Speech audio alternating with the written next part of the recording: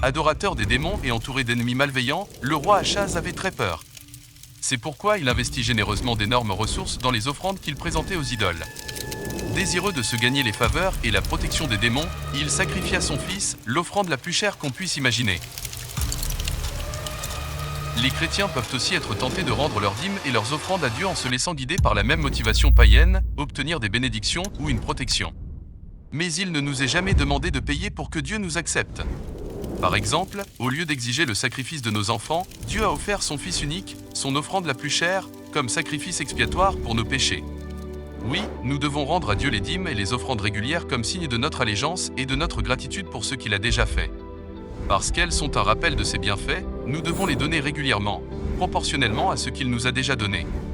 Nous devons donc rendre les dîmes et les offrandes régulières non dans l'attente de recevoir des bénédictions, mais toujours après que Dieu nous ait bénis.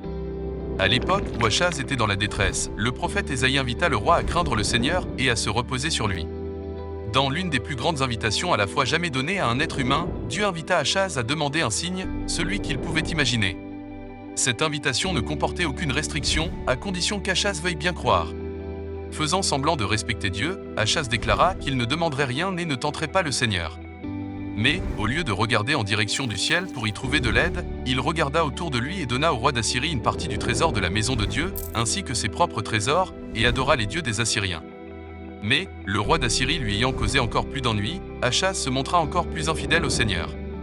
Il mit en pièces l'ameublement de la maison de Dieu, ferma les portes du temple et érigea des autels idolâtres dans tous les coins de Jérusalem.